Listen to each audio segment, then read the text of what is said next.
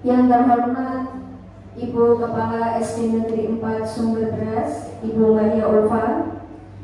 Yang saya hormati Ibu Yuliatin selaku narasumber diseminasi budaya positif dari CGP Angkatan 10.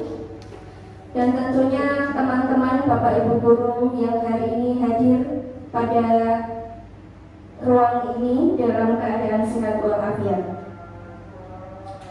Alhamdulillahirrahmanirrahim, puji syukur kita ucapkan atas kehadirat Allah Subhanahu wa Ta'ala, yang mana berkat limpahan rahmat serta taufik kepada kita semua, sehingga kita dapat berkumpul mengikuti acara diseminasi budaya positif dalam keadaan sehat walafiat. Amin. Sholawat serta salam tetap kita curahkan dan haturkan kepada Nabi kita, Nabi Muhammad SAW, yang mana berkat beliaulah kita semua berada di zaman seperti saat ini, yaitu zaman yang terang benderang. Bapak Ibu hadirin yang saya hormati, untuk mengawali acara kita pada pagi hari ini, marilah kita buka bersama-sama dengan membaca basmalah. Bismillahirrahmanirrahim. Untuk acara yang kedua, menyanyikan lagu Indonesia Raya. Kepada yang bertugas kami persilakan.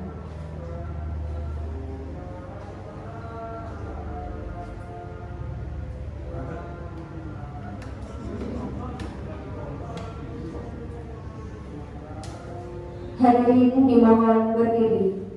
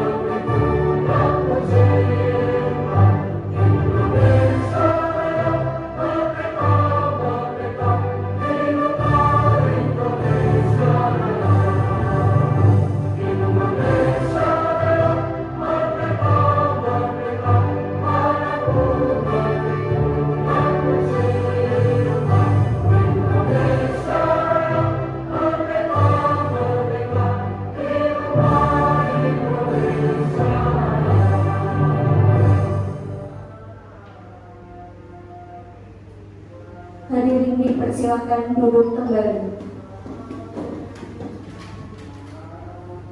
Untuk acara selanjutnya, yaitu sambutan kepala sekolah, yang pada kesempatan hari ini akan diwakilkan oleh Bapak Sutrisno Hadi. Waktu dan tempat kami persilakan.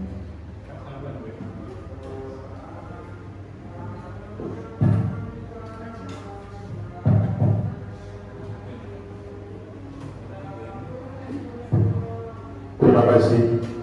Assalamualaikum warahmatullahi wabarakatuh. Alhamdulillahirrahmanirrahim. Hamdan syakirin, hamdan minasyaitonir rajim, la ilaha illallah wa asyhadu anna Muhammadan abduhu wa rasuluh.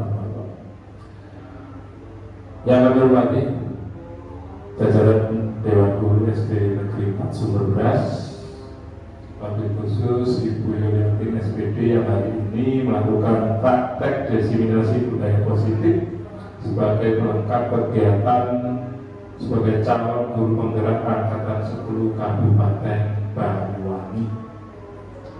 Dan tentunya dari rangkaian banyak random tugas, semoga semuanya bisa berjalan dan dilaksanakan dengan baik. Bapak Ibu, mudah-mudahan dari sarana prasarana yang dimiliki oleh sekolah ini bisa menunjang kegiatan Ibu Yuliantin selaku melaksanakan sebagai calon guru penggerak di angkatan 10 ini. Dan mudah-mudahan semangatnya bisa menular kepada Bapak Ibu yang belum bisa teringin-ingin terangan-angan ingin lah gitu ya. Oh ternyata sungguh timpang menjadi guru penggerak, bisa menggerakkan, menggerakkan dan bergerak bahagia, selalu bahagia ini. Dari senyum di foto di situ sudah nampak. Diseminasi budaya positif ini penuh kebahagiaan.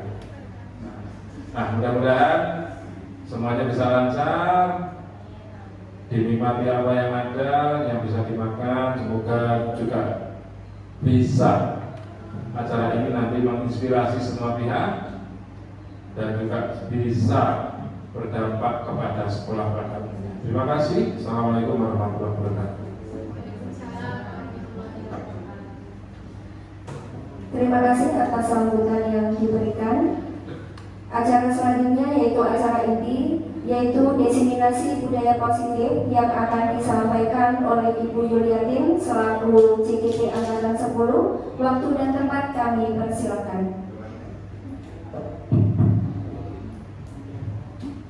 Terima kasih. Assalamualaikum warahmatullahi wabarakatuh.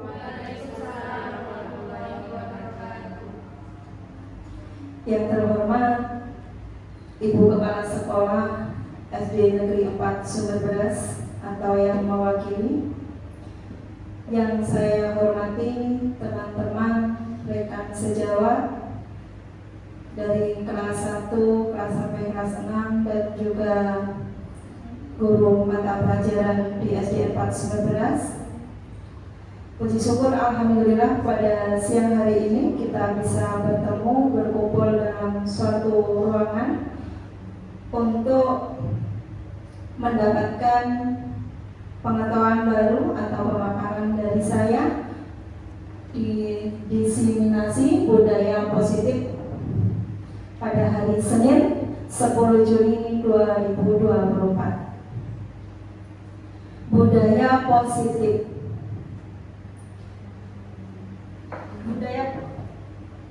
Budaya positif di sekolah kita sebenarnya sudah dijalankan, dan sebetulnya budaya positif ini sudah kita lakukan dalam keseharian, mulai dari rumah ke sekolah ataupun di rumah dimanapun. Nah, pada kali ini, kesempatan kali ini saya akan menyampaikan beberapa budaya positif.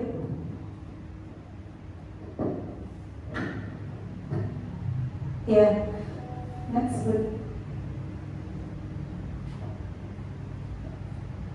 Nah, Bapak Ibu di sini, apakah Bapak Ibu setuju bila pemberian hukuman dapat mendisiplinkan siswa? Hukuman bisa mendisiplinkan siswa. Kira-kira ada yang bisa?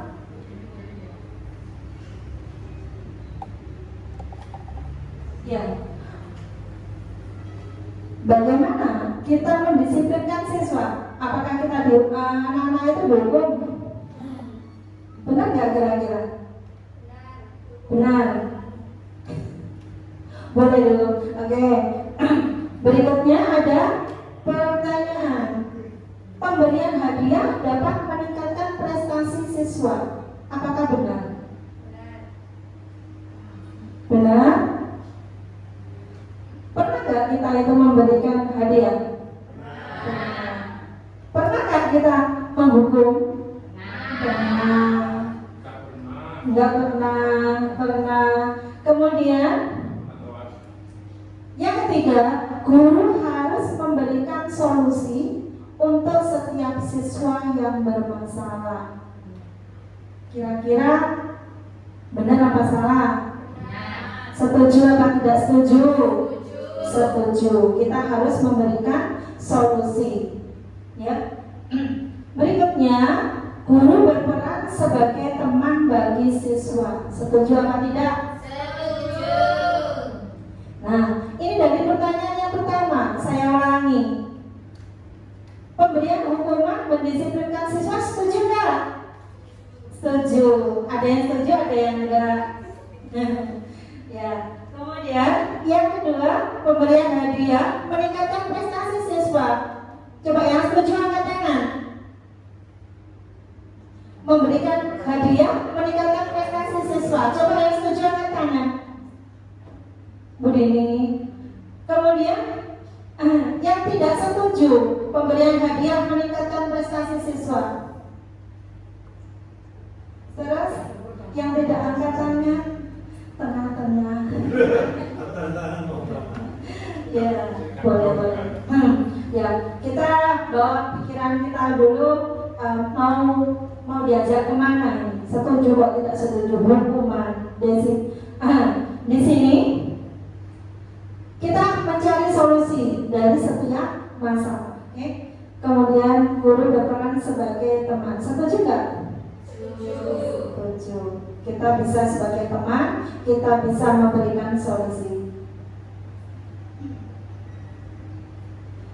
Nah, kita positive mindset dulu, positive thinking, ya. Apa sih itu budaya positif? Nah, di sini saya menuliskan budaya positif adalah perwujudan dari nilai-nilai atau keyakinan universal yang diterapkan di sekolah. Ya, sekolah kita tentunya memiliki banyak sekali budaya positif. Apa kira-kira? Apa? Disiplin, betul. Kebersihan, ya, nilai positif. Apa Bu? Sopan santun. Ya, sopan santun. Kemudian mengucapkan salam, ya termasuk budaya positif. Apalagi banyak sekali budaya positif yang sudah diterapkan di sekolah kita. Datang tidak terlambat, betul. Apalagi Bu? Toleransi. Ada lagi? Apa? Tidak suka membuli, ya betul. Nah, ini budaya positif perwujudan dari nilai atau keyakinan universal yang diterapkan di sekolah. Tadi sudah ada disiplin, kemudian datang tidak terlambat, kemudian menjaga kebersihan. Kalau di kelas berarti apa? Kalau kita di kelas itu biasanya budaya positifnya apa kalau di kelas? Piket, mengerjakan tugas tepat waktu, apalagi menjaga kebersihan di kelas, kemudian apalagi? Iya, toleransi, saling menghormati, menghargai, sopan santun. Ya, itu adalah budaya positif yang sudah diterapkan di sekolah kita. Nah, konsep-konsep inti untuk menciptakan budaya positif itu ada beberapa konsep. Di antaranya adalah disiplin positif. Ya, disiplin positif. Sedangkan yang kedua, motivasi perilaku manusia. Ya, nanti yang akan kita paparkan dalam kesempatan kali ini ada disiplin positif, motivasi perilaku manusia, keyakinan kelas atau sekolah, kebutuhan dasar manusia, posisi kontrol seorang guru, dan segitiga restitusi. Dari beberapa konsep ini ada 6 konsep. Mungkin sudah tahu ya, tadi disiplin positif sudah tahu, motivasi perilaku manusia, dan yang asing bagi kita itu yang mana? Segitiga restitusi. Baik, nanti Nanti kita akan belajar sama-sama di sini tentang segitiga restitusi. Nah, biar tidak tegang, ngantuk, kita permainan. Cobalah buka. Ini cobalah buka. Anda dan teman Anda akan melakukan kegiatan cobalah buka. Anda adalah A. Anda adalah A. Tugas Anda adalah mengepalkan salah satu tangan. Yang dikepalkan salah satu aja. Coba Anda bayangkan bahwa Anda menyimpan sesuatu yang sangat berharga di dalam kepalan tangan Anda. Salah satu tangan ini isinya barang berharga. Anda perlu menjaga benda tersebut sekuat tenaga Anda, karena begitu pentingnya untuk kehidupan Anda semua. Tugas B itu rekan jenengan. Bisa di sampingnya, rekan sampingnya ya, nanti secara bergantian. Rekan di sampingnya adalah mencoba dengan segala cara untuk membuka kepalan tangan Anda. Jadi yang satu mengepalkan tangan, yang satunya mencoba membuka. Teman Anda B boleh membujuk, boleh menghardik, boleh mengintimidasi, boleh memarahi, boleh menggoda, menggelitik, bahkan menawari Anda uang. Ya disokok ini. Ya. Menawari Anda uang agar Anda bersedia membuka kepala tangan Anda. Ayo coba.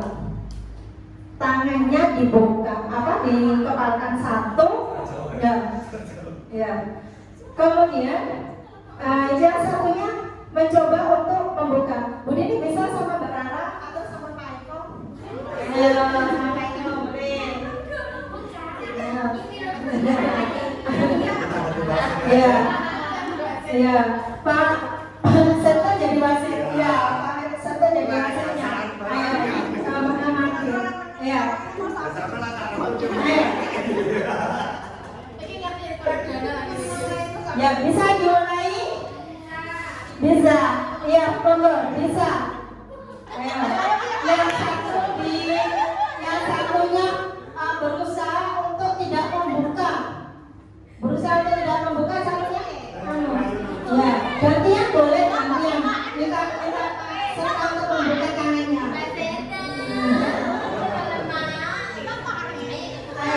Bisa? Boleh dibuka? Ya. Boleh Pak dibujuk atau di mau kasih uang agar Bu Dini bisa membuka kepala tangannya. Bagaimana caranya? Boleh nggak? Bu Dini, sedangkan jenengan yang mengepalkan tangan itu merasa ini berat, yang nggak boleh dibuka ini. Tapi yang ingin membuka berusaha sekuat tenaga. Ayo, bisa? Ayo, mau dibuka?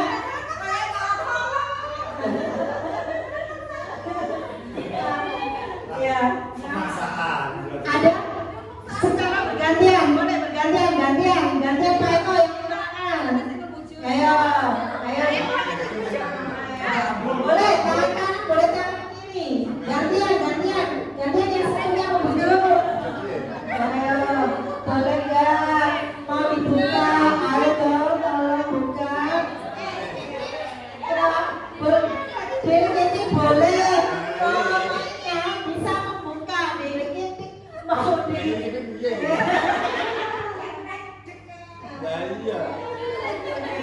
Baik. Bisa? Ada yang bisa membuka kepala tangan temannya? Ya boleh. Iya. Bagaimana rasanya? Boleh nggak tadi dibuka? Nggak boleh. Pengalamannya tadi?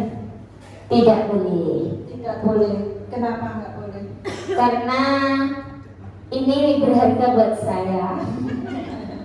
Jadi hanya saya, dan seumpama saya ingin membuka, hanya orang tertentu yang akan saya beri. Tidak semua orang. Terima kasih.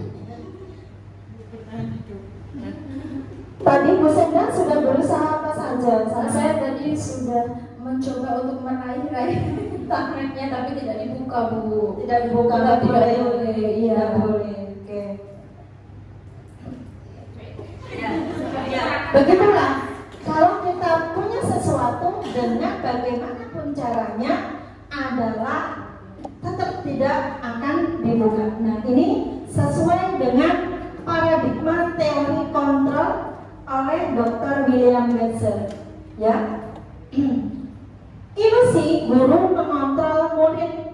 Ilusi kita, guru itu bisa mengontrol murid. Ya, memang paradigmanya kita itu beranggapan kita itu bisa mengontrol murid. Ilusi bahwa semua penguatan positif efektif dan bermanfaat.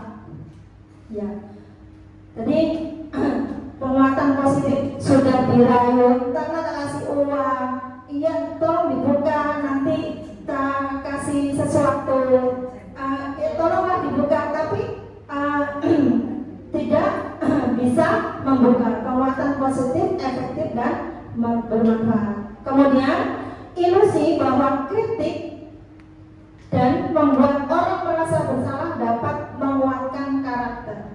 Nah, di sini ilusinya kritik itu bisa menguatkan karakter. Dikritik, mendapatkan kritik bisa menguatkan karakter. Kemudian ilusi yang keempat, ilusi bahwa orang dewasa memiliki hak untuk memaksa. Kadang kita dalam kesempatan di kelas ataupun di sekolah ini, kita sebagai orang dewasa itu memaksa anak-anak. Sudahlah, malah Bu Guru, kamu itu anak kecil, Bu Guru yang lebih tahu. Biasanya kita bisa, pernah kan seperti itu? Pernah, iya. Nah, bagaimana seseorang bisa berubah dari paradigma stimulus respon kepada pendekatan teori kontrol? Nah, stimulus respon, realitas kebutuhan kita sama. Kalau stimulus responnya kebutuhan kita itu sama, tapi teori kontrol, realitas kebutuhan kita itu berbeda. Dari masing-masing individu kebutuhannya berbeda. Semua orang melihat hal yang sama. Teori kontrolnya, setiap orang memiliki gambaran yang berbeda. Kita mencoba mengubah agar pandangan sama dengan kita. Kita berusaha memahami pandangan orang lain tentang dunia. Nah, di sini berikutnya stimulus responnya, perilaku buruk dilihat sebagai suatu kesalahan. Teori kontrol, semua perilaku memiliki tujuan. Orang bisa mengontrol saya, hanya Anda yang bisa mengontrol diri Anda. Nah, pada permainan genggam tangan tadi, itu yang bisa mengontrol siapa? Diri sendiri, jenengan sendiri, anak-anak sendiri. Jadi orang lain itu tidak bisa mengontrol. Bahwasanya di sini teori kontrol itu lahir dari mana? Dari diri sendiri. Hanya bisa mengontrol diri sendiri. Saya bisa mengontrol orang lain, stimulus responnya. Anda tidak bisa mengontrol orang lain. Tadi sudah dibujuk, sudah mau dikasih uang, tetap aja tidak dibuka. Bahwa kita tidak bisa mengontrol orang lain. Nah, berikutnya pemaksaan ada pada saat bujukan gagal. Sudah dibujuk, ayolah, berbuat baiklah, tolong bukalah, tolong ikuti peraturan sekolah. Sudah dibujuk, tetapi bujukan seringkali juga gagal. Nah, berikutnya teori kontrolnya, kolaborasi dan konsensus menciptakan pilihan-pilihan baru. Ya, kesepakatan menciptakan pilihan-pilihan baru.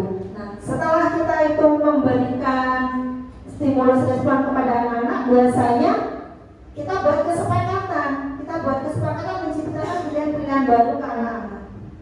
Nah, disitulah teori kontrolnya itu ada. Kemudian stimulus respon, model berpikir menang kalah. Kalau nggak menang ya kalah. Nah ini kadang stimulus responnya seperti itu. Tapi teori kontrolnya model berpikir menang. Kita harus menang dan menang, berpikir positif. Nah, di sini disiplin positif merupakan salah satu cara penerapan disiplin yang bertujuan untuk menumbuhkan kesadaran serta memberdayakan anak untuk melakukan sesuatu tanpa sogokan, ancaman maupun hukuman. Jadi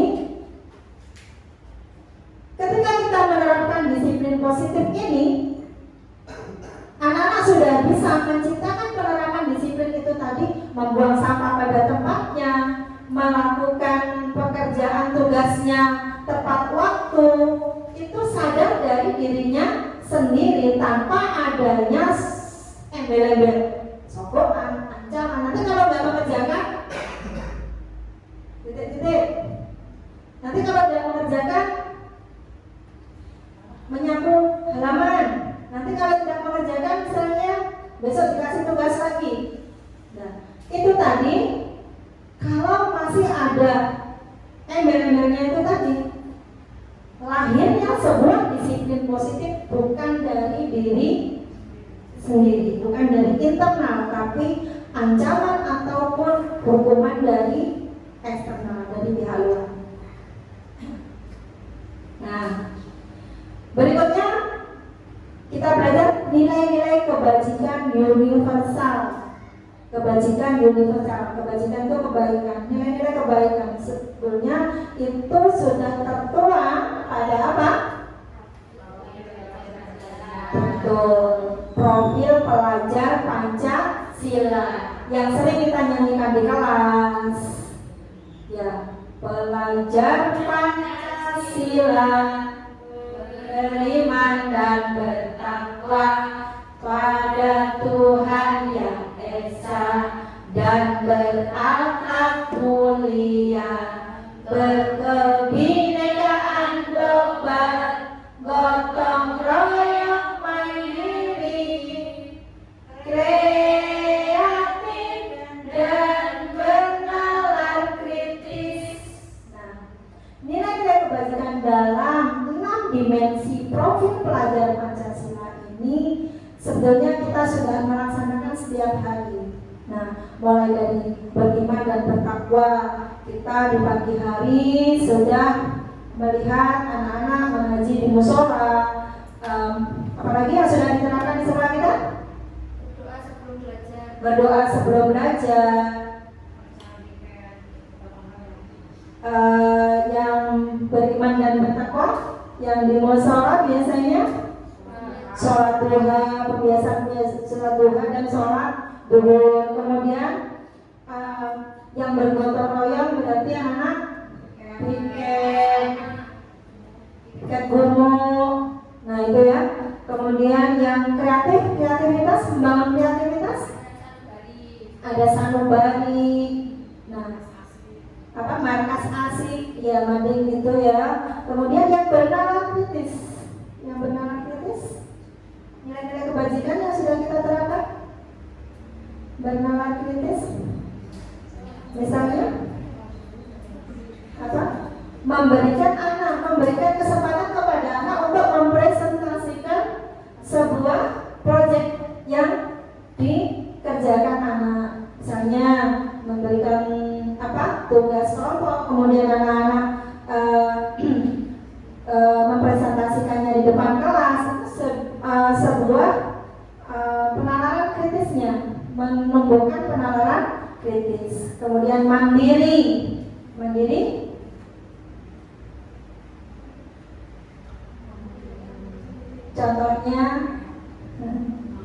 contohnya apa?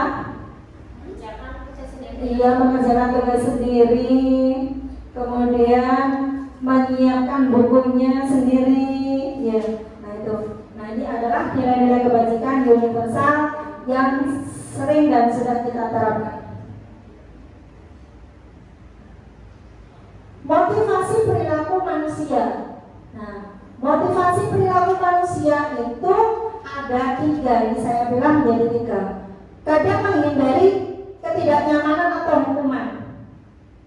Perilaku manusia juga didukung untuk mendapat imbalan atau penghargaan.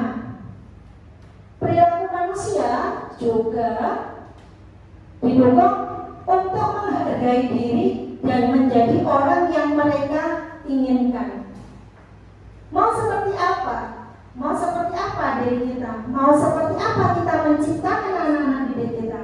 Itu biasanya hanya ada sebagian yang untuk menghindari ketidaknyamanan atau hukuman. Ada yang ingin mendapatkan imbalan saja.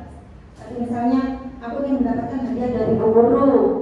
Nah, aku ingin menjadi orang yang tidak dihukum di depan kelas. Nah, itu bisa jadi seperti itu. Akan juga bisa jadi melakukan nilai positif itu tadi, menghargai dirinya menjadi orang yang mereka inginkan. Nah, di sini ada hukuman, konsekuensi, dan restitusi. Nah, hukuman, konsekuensi, atau restitusi. Hukuman itu adalah identitas gagal. Sedangkan identitas suksesnya disiplin. Disiplin ini ada konsekuensi, ada restitusi. Ya, hukuman, konsekuensi, restitusi. Sesuatu yang menyakitkan harus terjadi. Hukuman, kalau hukuman menyakitkan. Ya, kamu membuang sampah sembarangan, berarti kamu nanti mengepel kelas, ya menyakitkan bukan? Nah, konsekuensi, kalau konsekuensi sesuatu harus terjadi. Biasanya kita buat kesepakatan dulu, nanti konsekuensinya apa? Kalau membuang sampah sembarangan, konsekuensinya apa? Biasanya pernah kan diterapkan kalau membuang sampah membayar 2.000, ya konsekuensi. Kalau sudah diumumkan, kalau itu sudah menjadi peraturan, berarti kalau tahu membuang sampah berarti denda 2.000. Nah, bisa jadi seperti itu. Sedangkan restitusinya merupakan pilihan. Jadi pilihannya anak-anak setuju apa enggak? Jadi kedua belah pihak antara guru dan murid itu melakukan pilihan. Nah, di sini hukuman tidak nyaman, kemudian konsekuensi tidak nyaman untuk murid, anak untuk jangka waktu pendek. Restitusi menguatkan untuk murid dan anak dalam jangka waktu panjang. Kemudian korban, kalau hukuman, korban mendapat keadilan.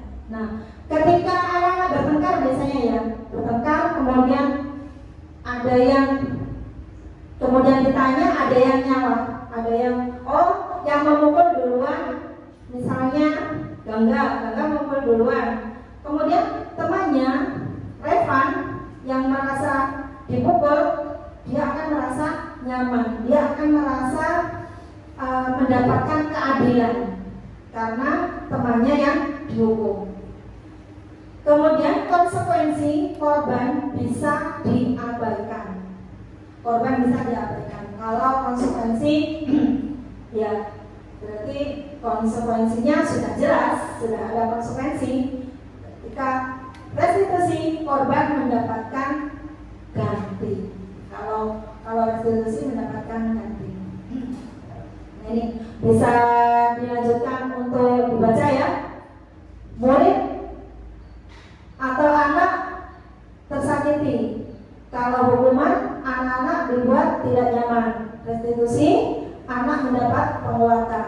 Hukuman, perilaku pasif agresif meningkat. Konsekuensi, penguatan hanya bertahan dalam jangka waktu pendek. Restitusi, masalah terpecahkan. Sistem tidak akan berjalan. Hukuman, memerlukan monitoring dan supervisi terus-menerus dari guru. Untuk konsekuensi, kalau restitusi, murid bisa bertanggung jawab untuk perilakunya.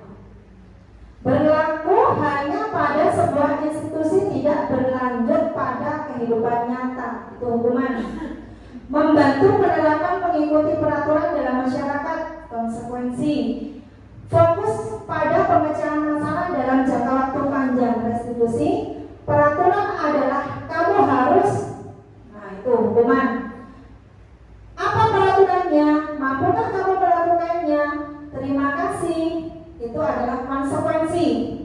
Apa yang kamu yakini? Apa yang bisa kamu lakukan untuk memperbaiki masalah ini? Restitusi, murid atau anak membenci peraturan. Hukuman, murid, anak menghormati peraturan. Konsekuensi, murid atau anak menghormati dirinya dan orang lain. Kemudian negatif, netral, positif. Nah, negatifnya kalau hukuman itu, awas kalau melakukan lagi ya, nanti awas kamu. Nah, itu kejam sekali kalau hukuman. Kemudian kalau konsekuensi itu netral, lakukan apa yang saya katakan. Ya, kalau restitusi itu positif. Apakah hal ini yang sesungguhnya ingin kamu lakukan? Nah, itu adalah pertanyaan restitusi. Nah, kalau hukuman biasanya paksaan, mendorong menyalahkan diri, konsep diri buruk. Nah, kalau di konsekuensi, stimulusnya respon, kemudian mendorong kepatuhan, konsep diri baik. Sedangkan kalau restitusi, teori kontrol, menurut teori kontrol, mendorong disiplin positif, konsep diri kuat. Nah, ini identitas gagal, identitas disiplin, dan hukuman. Murid anak belajar menyembunyikan kesalahan kalau hukuman. Mencoba mengontrol anak dengan penguatan negatif atau membayar impas kesalahan. Nah, ini konsekuensi, murid anak belajar taat peraturan. Restitusinya, murid anak atau belajar memecahkan masalah. Sedangkan konsekuensi, mencoba mengontrol anak dengan penguatan pasif. Anak paham bahwa dirinya sendiri yang pegang kendali atau kontrol. Nah, hukuman, dampak pada murid marah, merasa bersalah, rendah diri, mengasingkan diri. Sedangkan hukuman tiba-tiba tidak diharapkan atau sangat melukai. Hukuman biasanya dibuat guru, menyakitkan. Guru menjalani konsekuensi dengan menyalahkan, mengkritik, menyindir, merendahkan. Dengan konsekuensi, kehilangan hak, waktu, jeda seorang diri, penahan. Kemudian sudah diketahui masuk akal dalam konsekuensi, dibuat oleh guru. Kemudian konsekuensi, membantu guru menyatakan peraturan, melakukan peringatan dan menerapkan konsekuensi. Dan restitusi itu murid anak belajar kehilangan waktu namun semangat untuk memperbaiki diri, berupa undangan untuk mengadakan restitusi dibuat oleh murid atau anak, menguatkan guru, menyebutkan keyakinan kelas, membimbing kerangka acuan berpikir restitusi murid atau anak. Nah,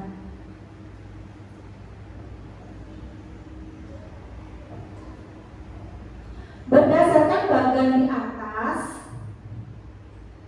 berikut adalah penjelasan tentang hukuman, konsekuensi, dan restitusi. Kalau hukuman tidak terencana, bersifat satu arah, bisa berupa hukuman fisik, psikis, atau kata-kata kasar. Ini hukuman.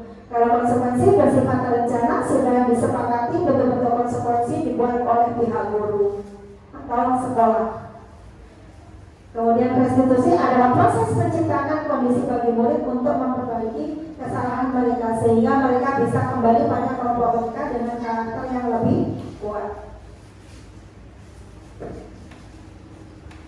Konsekuensi atau hukuman, mencatat 100 kali di dalam buku kalimat. Di dalam buku kalimat, saya tidak akan terlambat lagi karena terlambat sekolah. Terlambat ke sekolah. Ini hukuman atau konsekuensi? Hukuman. Ayo, konsekuensi atau hukuman. Lari mengelilingi lapangan basket 2 kali karena terlambat hadir di sekolah. Hukuman. Membersihkan coretan yang dibuatnya di meja tulis. Membersihkan. Konsekuensi. Murid diminta untuk push up 15 kali karena tidak menggunakan masker ke sekolah. Hukuman. Berdiri di depan kelas sambil mengangkat kaki 1 karena tidak bisa menjawab pertanyaan. Hukuman. Membersihkan WC karena merusak pensil teman. Hukuman. Lari keliling lapangan karena terlambat 10 menit saat pelajaran berjoga. Lari keliling lapangan. Konsekuensi. Dihukum oleh penghargaan. Nah ini dihukum oleh penghargaan.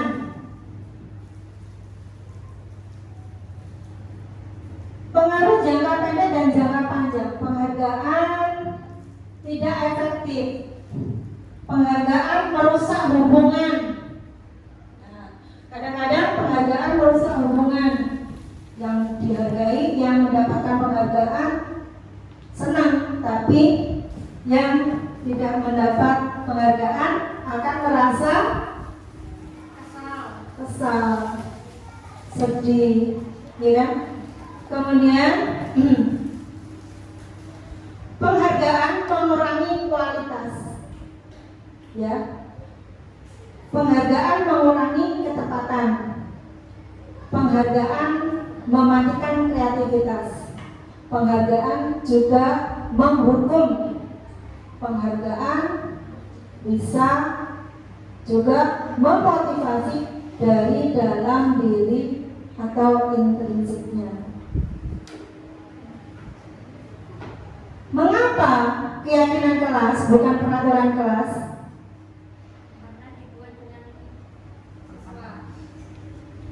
Mengapa keyakinan kelas bukan peraturan kelas? Ada yang mau jawab?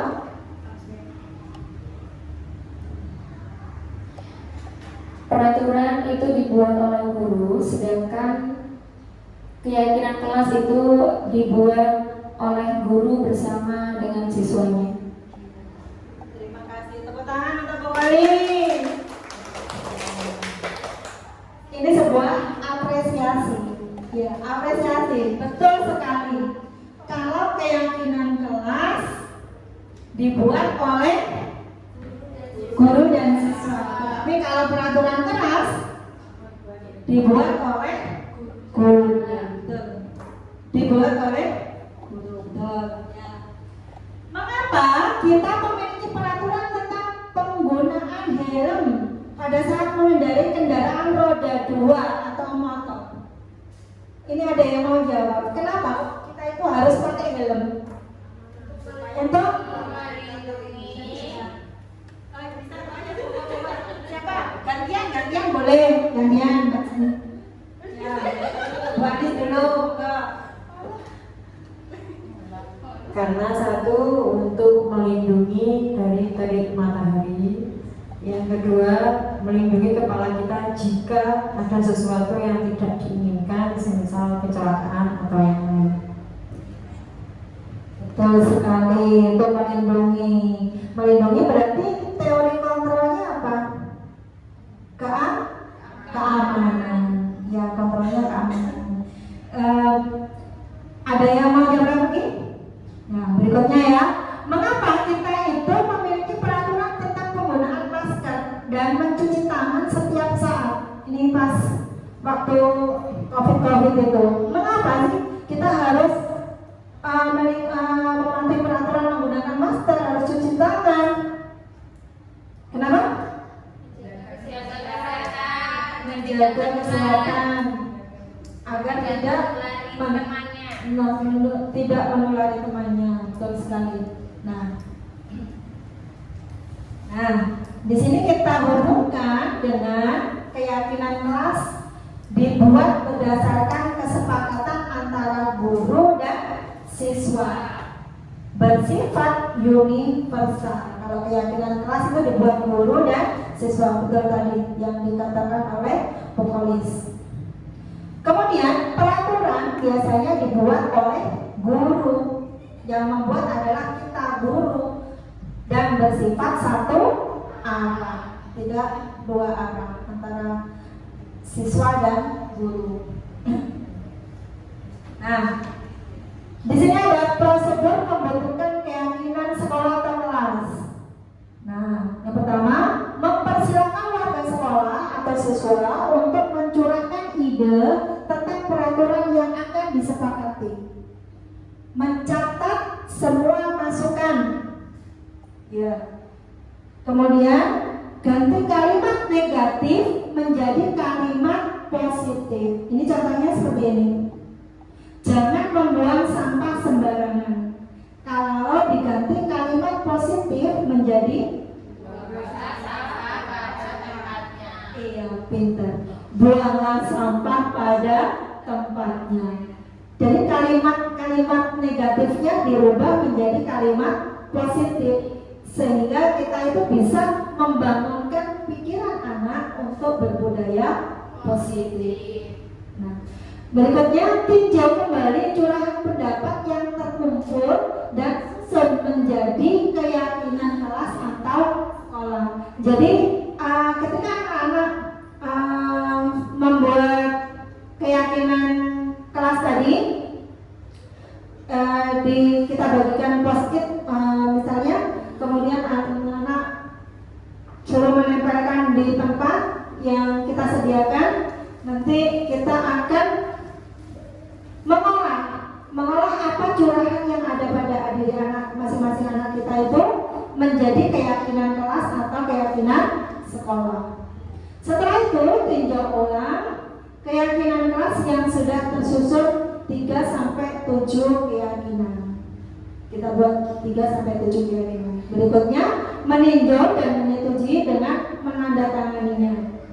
Jadi semua menyepakati dan semua menandatanganinya. Keyakinan kelas ditempel di dinding kelas. Jadi tempelnya nanti di sudut kelas yang mudah dibaca untuk anak-anak, untuk keyakinan kelas itu tadi. Nah, itu tadi adalah untuk mendapatkan 5 posisi kontrol guru. Ya, posisi kontrol guru ini ada sebagai penghukum, ada pembuat merasa bersalah, ada yang sebagai teman, ada sebagai pemantau, dan bisa juga sebagai manajer. Nah,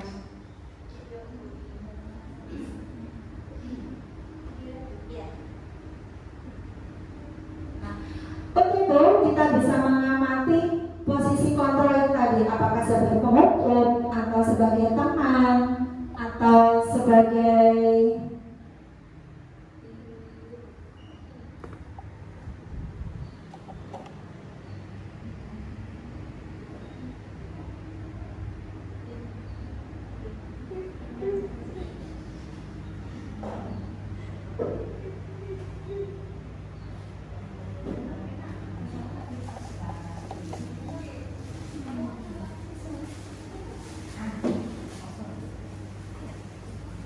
ya, kita bisa memperhatikan video yang sudah saya ambil untuk melihat posisi kontrol. Naran,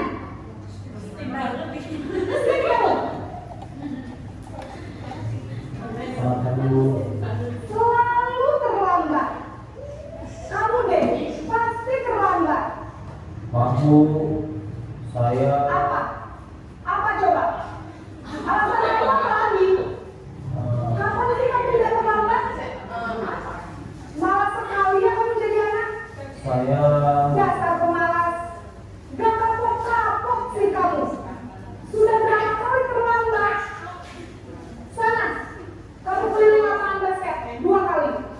kenapa saya harus ke lapangan basket, Bu? Kenapa? Kamu melawan ibu?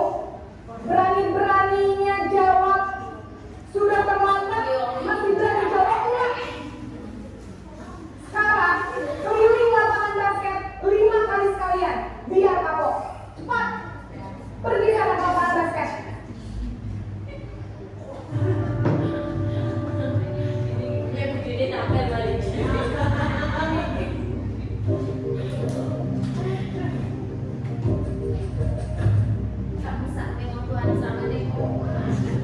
Nan!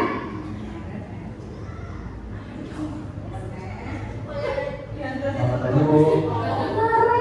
Naren, kamu kenapa terlambat lagi, nak? Ya Tuhan, Naren, kamu senang ya bikin ibu susah ya? Kalau kamu terlambat lagi, nanti ibu yang ditegur bapak kepala sekolah, nak. Disangka ibu tidak bisa membina kamu. Duh, gimana ini? Maaf, Bu. Duh, Gusti Naren. Kamu suka ya kalau ibu ditegur bapak kepala sekolah? Terus, sekarang ibu harus tulis apa yang di buku absen? Ini kamu sudah sering terlambat loh. Ibu harus apa coba? Maaf, Bu. Maaf sekali. Ya sudah, lain kali jangan bikin ibu susah lagi ya nak ya. Ibu tidak akan kuat lagi kalau kamu begini terus. Bisa jantungan kalau ibu ditegur bapak kepala sekolah. Sana cepat kelas. Maaf ya, Bu. Maaf sekali.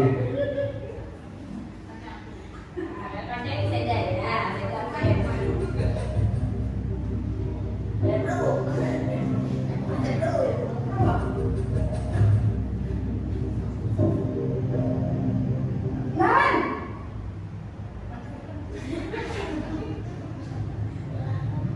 Selamat pagi, Bu. Wah, sudah jam berapa ini nak? Selamat pagi sayang. Iya, Bu. Habis ibu saya abang-abangan saya, Bu. Kamu malah menyalahkan ibu kamu. Kamu bukannya anak yang larinya paling kencang. Kok terlambat sih? Iya, Bu. Saya memang terlambat bangun tadi. Jadi biarpun saya lari kencang, tetap nggak kekejar, Bu. Ya sudah sana. Nanti lain kali larinya lebih kencang lagi ya. Biar gak terlambat lagi. Bikin seneng ibu. Demi ibu. Bisa kan? Bisa lah, Bu. Ya sudah sana masuk kelas. Ibu beresin urusan absen kamu. Kamu ini ada-ada saja.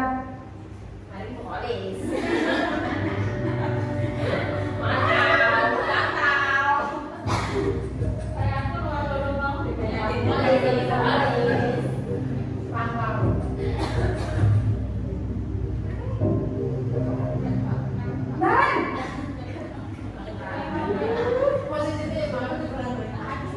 Selamat pagi, Bu. Naren, apa peraturan sekolah kita tentang jam berapa kita harus masuk sekolah, nak?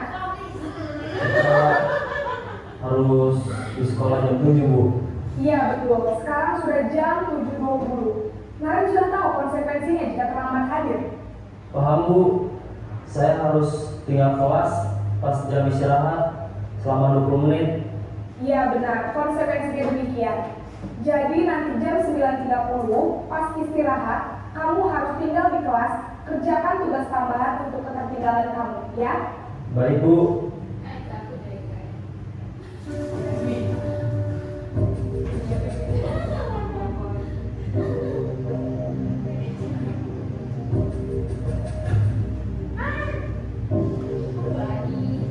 Nan!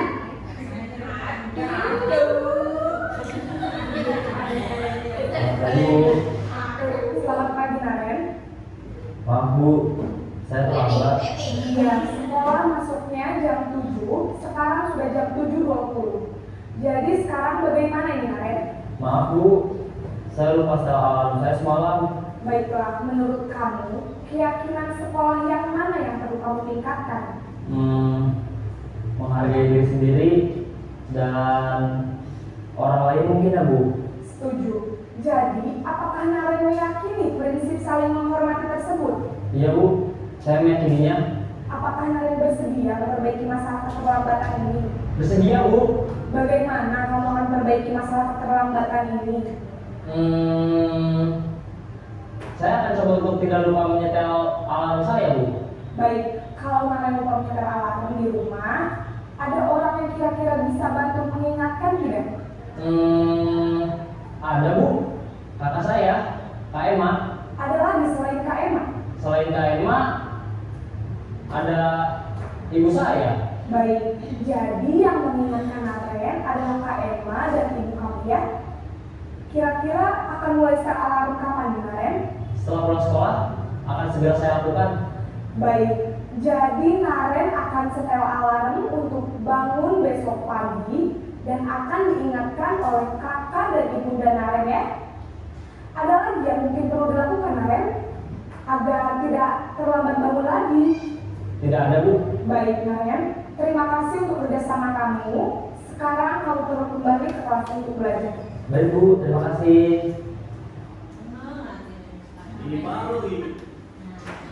Nah, ya, itu tadi adalah 5 posisi kontrol kita. Kita tadi bisa menempatkan ya, merasa kita posisinya yang mana? Yang sebagai penghukum atau sebagai teman atau pembuat merasa bersalah, pemantau, manajer.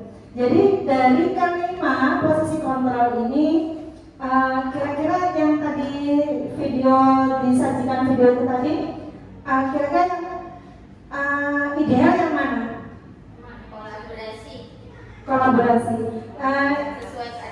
sesuai keadaan, bisa juga sebagai teman, bisa menjadi pemantau, manajer. Akan tetapi lebih idealnya adalah kita harus bisa menjadi seorang manajer ya, bertahap kita belajar.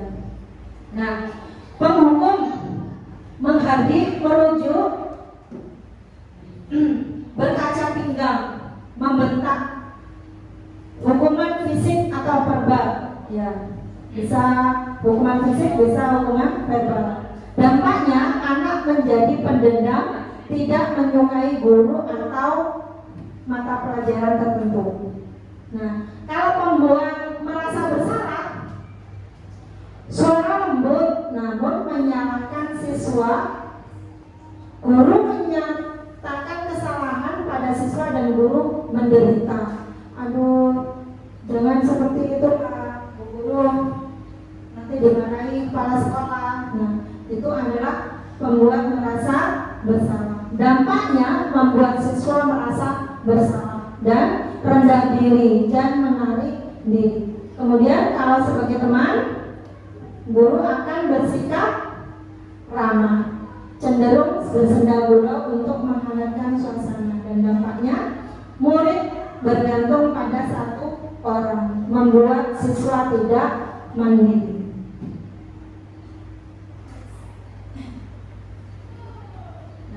Kalau sebagai pemantau, nada bicaranya tadi ya, dan ekspresinya datar, identitas berhasil. Pemantau tetap memantau saat siswa diberi sanksi. Dampaknya menghitung hadiah atau hukuman yang diberi tanpa melihat nilai kebajikan, tidak sepenuhnya mandiri. Itu para pemantau. Sedangkan yang manajer, suara netral, tercipta identitas positif atau hasil. Kemudian mengajukan pertanyaan bermakna, membantu siswa memecahkan masalah, dan dampaknya murid mandiri, percaya diri, memecahkan masalahnya sendiri. Itu adalah sebagai manajer. Nah, itu tadi. Kemudian kebutuhan dasar manusia. Nah, kebutuhan dasar manusia itu kalau dulu waktu saya masih kecil ya, mungkin jenengan yang dulu belajar IPS, kebutuhan pokok manusia itu ada berapa? Kalau dulu itu hanya ada 3, kebutuhan sandang, pangan, dan pakan. Akan tetapi kebutuhan pokok itu tadi belum mencakup ke semuanya, padahal kebutuhan dasar manusia itu ada 5, yaitu yang pertama adalah bertahan hidup atau fisiologi, yang kedua kebutuhan kasih sayang dan rasa diterima, kemudian penguasaan, ada kebutuhan kebebasan dan ada kebutuhan kesenangan. Aku kejar-kejaran main, aku senang main kejar-kejaran dengan ibu guru. Seru sekali bermain kejar-kejaran. Kira-kira keadaan seperti ini untuk memenuhi kebutuhan apa? Kesenangan. Ibu kejar aku karena ibu guru sayang aku. Kebutuhan untuk memenuhi kasih sayang. Aku hebat kan? Bisa bikin ibu guru kejar aku. Apa? Bisa dikembalikan Bu ini? Ya. Apa? Penguasaan. Ya, aku hebat kan menguasai. Aku bosan belajar mewarnai terus di dalam kelas. Bosan berarti ingin bebas, memenuhi kebebasannya. Nah, itu adalah kita bisa mencermati anak kita itu berbuat sesuatu pasti ada kebutuhan yang ingin dia penuhi. Kadang-kadang dia meminta bekal temannya. Kita perlu tahu, saya meminta-minta Bu. Itu loh si suka minta bekal temannya. Minta pasti bekal pun diminta Bu. Nah, itu kita amati dulu. Ya, itu diamati dulu. Kenapa? Ya, kita cari solusinya. Kita cari kebutuhan apa yang ingin dia penuhi. Apa memang dia nggak sanggup? Apa memang dia itu memang sebetulnya sanggup tapi emang bisa jadi. Terus, nah itu kita perlu mencermati kebutuhan dasar apa yang anak-anak ini inginkan, yang ingin dia peroleh. Nah, sebenarnya kita harus belajar dunia itu berkualitas. Siapakah orang-orang yang paling penting dalam hidup Anda? Coba bayangkan, siapa sih orang yang paling penting dalam hidup Anda saat ini? Keluarga, ya. Suami. Nilai-nilai kebajikan apa yang terpenting dalam hidup Anda? Yang terpenting, nilai kebajikan terpenting. Nilai kebajikan itu nilai kebaikan yang terpenting sekali, yang penting sekali saat ini. Jujur, bagus. Ya. Apa lagi? Tidak mengganggu orang. Memang kita setiap orang pasti berbeda, ya. Pemenuhan kebutuhannya berbeda. Cara pandang kita juga akan berbeda. Kemudian kalau Anda menjadi orang yang ideal, karakter atau sifat apa yang Anda paling inginkan ada pada diri Anda? Karakter sifat apa yang idealnya? Ibu beri, berwibawa, ya, itu idealnya. Kemudian apa pencapaian Anda yang Anda sangat banggakan ya, saat ini, yang dibanggakan saat ini? Menjadi ibu, menjadi istri, menjadi guru. Bisa jadi kan kita itu bangga jadi guru. Nah, ya berikutnya apa pekerjaan ideal bagi Anda? Guru, ya, alhamdulillah. Ya. Kemudian ceritakan bagian perjalanan hidup Anda di mana Anda merasa itulah titik puncak hidup Anda. Pas mana? Itu adalah titik puncak Anda. Seseorang, ya, pasti punya titik klimak atau titik puncak di mana perjalanan hidup itu yang paling tinggi. Kemudian apa sih yang paling bermakna dalam hidup Anda? Apa? Bersama keluarga. Kajian. Ya, bersama keluarga, bersama anak-anak kita, ya, bersama murid-murid kita bisa jadi. Nah, sekarang adalah yang kita tidak tahu tadi, yang asing bagi kita adalah segitiga restitusi. segitiga restitusi ini ada 3 tahapan. Yang pertama adalah menstabilkan identitas. Kemudian memvalidasi kebutuhan, kemudian menanyakan keyakinan. Ya, menstabilkan dulu, kemudian divalidasi, kemudian menanyakan keyakinan. Dalam menstabilkan identitas, setiap anak kan, kalau kita menghadapi murid yang sudah tadi ada di video, bisa jadi ya, setiap orang pasti pernah melakukan kesalahan. Setiap orang pasti pernah melakukan, misalnya ada anak yang mencuri, ada anak yang mengambil barang milik temannya, ada anak yang tadi membawa bekal tapi tetap minta-minta. Nah, kita dari dulu stabilkan. Setiap orang pasti pernah melakukan kesalahan. Kamu bukan satu-satunya yang pernah melakukan ini. Kita stabilkan anak-anak. Tidak apa-apa. Berbuat salah itu tidak apa-apa, ya. Tapi kita stabilkan dulu, biar anak ini tenang, ya, dalam menerapkan segitiga restitusi ini. Kemudian baru kita memvalidasi kebutuhan. Apa sih yang dia inginkan? Apa sih kebutuhan dasar yang ingin dia dapatkan? Kamu tentu punya alasan mengapa melakukan itu. Mengapa kamu mengambil bekal temanmu? Mengapa kamu minta-minta, ya kan? Bisa jadi. Kemudian, adakah cara yang lebih efektif untuk mendapatkan apa yang kamu butuhkan? Misalnya, bekerja-kejaran di dalam kelas. Saat pelajaran, kejar-kejaran di dalam kelas, kita bisa tanya, benar apa sih yang kamu butuhkan? Sebetulnya anak-anak ini membutuhkan apa? Aku senang Bu kejar-kejaran. Nah, kemudian kita validasi kebutuhannya. Oh, kamu butuh kesenangan. Baik, boleh bersenang-senang berkejar-kejaran. Akan tetapi kejar-kejaran bermain adalah di mana? Di luar kelas atau di jam yang istirahat. Nah, itu kita validasi kebutuhannya dulu. Untuk apa sih anak-anak? Nah, kemudian menanyakan keyakinan, tanyakan keyakinan, nilai apa yang telah kita sepakati. Nah, kalau kejar-kejaran di dalam kelas berarti kita sudah mengganggu pelajaran. Kemudian kita juga sudah mengganggu orang lain ketika belajar, mengganggu temannya. Kamu ingin menjadi orang yang seperti apa? Kalau teman-temannya sedang belajar, kamu kejar-kejaran. Kamu mau jadi orang seperti apa? Kita sampaikan seperti itu, menanyakan keyakinan.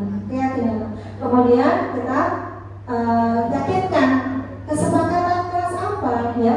Keyakinan kelas apa yang sudah kamu langgar? Seperti itu.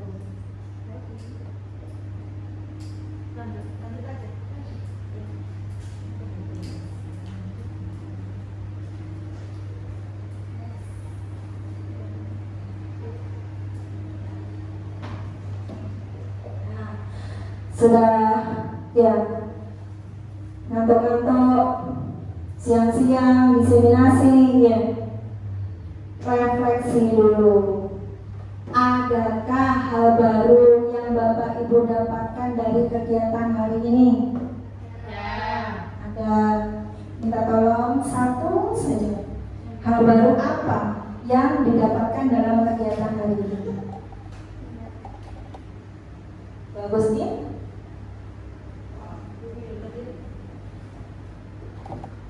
Baik, terima kasih. Adakah hal baru yang Bapak Ibu dapatkan dari kegiatan hari ini? Di kegiatan hari ini saya mendapatkan banyak ilmu yang belum saya ketahui sebelumnya. Di antaranya adalah beberapa kontrol guru terhadap siswa, kemudian tentang segitiga restitusi yang selama ini mungkin tidak seluruhnya saya lakukan, mungkin hanya memvalidasi dan juga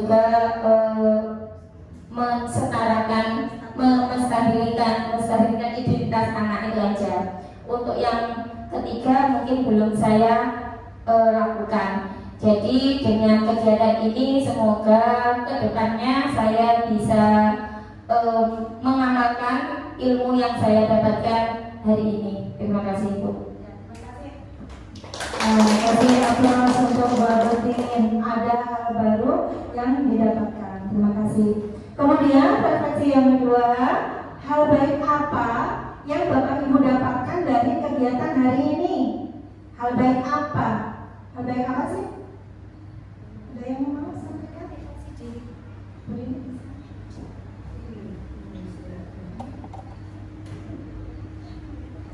Baik, terima kasih. Hal baik apa yang Bapak Ibu dapatkan dari kegiatan hari ini? Terutama untuk saya mendapatkan hal baik banyak sekali. Tentunya dari sifat-sifat positif, kemudian saya menjadi belajar bagaimana menjadi guru yang baik untuk anak-anak. Tidak semerta-merta seorang guru jadi anak-anak harus mengikuti gurunya. Jadi di sini hal baik yang saya dapatkan hari ini yaitu belajar tentang bagaimana menjadi guru yang baik untuk anak-anak. Terima kasih.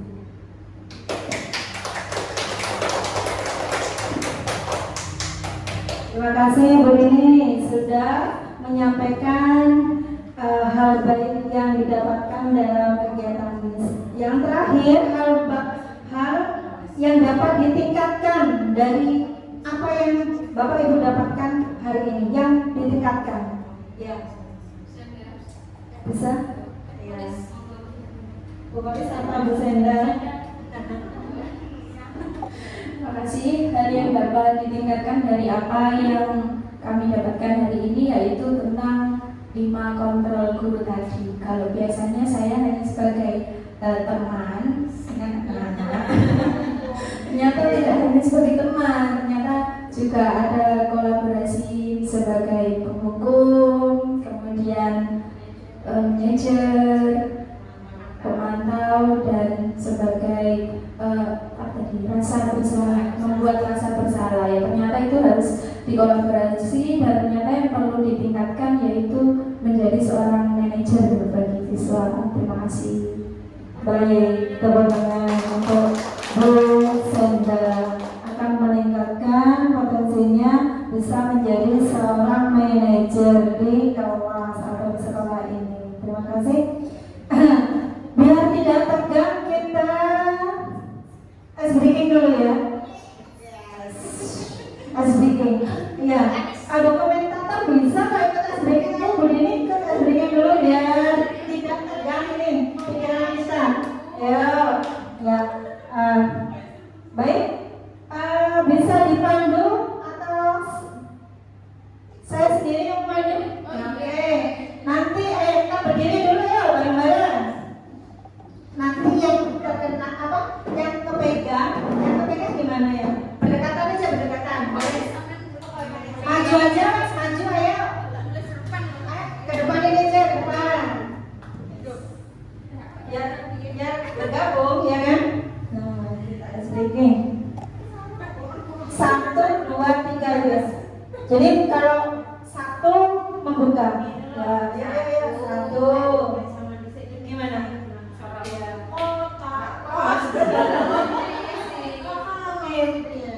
Gimana? Boleh kok. Caranya gimana? Oh, lari. Ya, ya berarti 1 kan membuka. Kemudian ini aja ya, 1 membuka. Kemudian 2 jam kanan ke tangan temannya. Tangan kanan menunjuk, tangan kanan ke tangan kanan temannya. Tangan yang kanan begini. Yang kanan menunjuk sini. Iya, betul. Sama tangan kanan. Iya, oke, betul. Ini 2, posisi 2.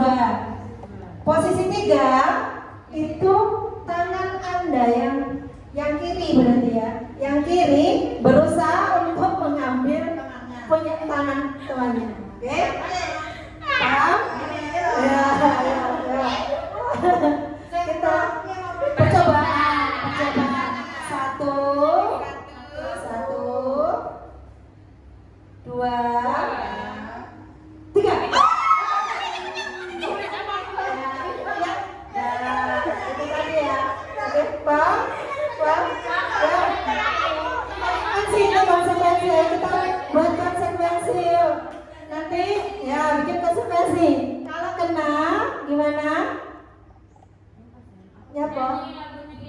Nyanyi.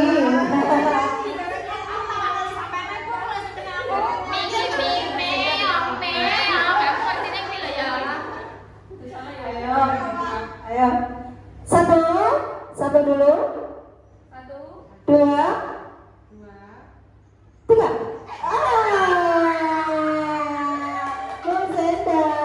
Musenda. Ayo Musenda. Ya, kita ini dulu sebentar. Musenda akan menghibur kita. Lagunya.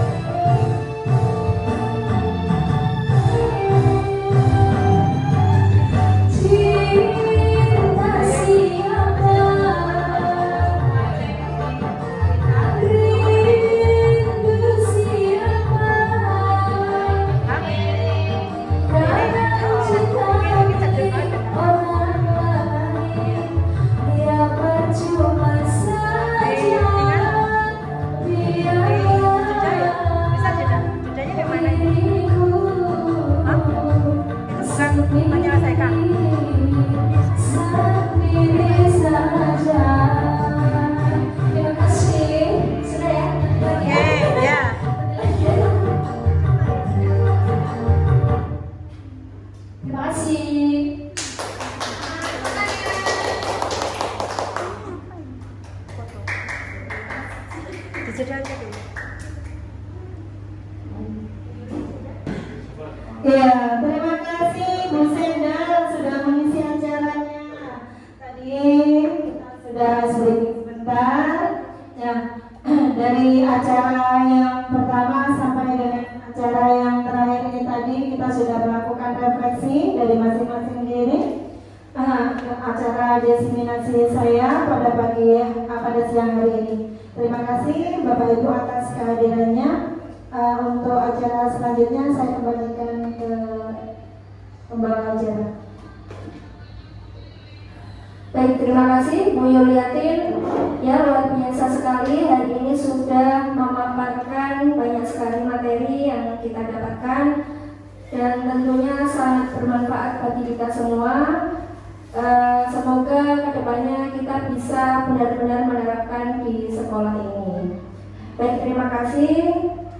Acara telah terlaksana semuanya. Saya selaku pembawa acara mohon maaf yang sebesar-besarnya apabila ada tutur kata yang kurang berkenan. Sekali lagi terima kasih. Kita tutup bersama-sama acara pada siang hari ini dengan membaca hamdalah. Alhamdulillahirabbil alamin. Terima kasih. Wassalamualaikum warahmatullahi wabarakatuh.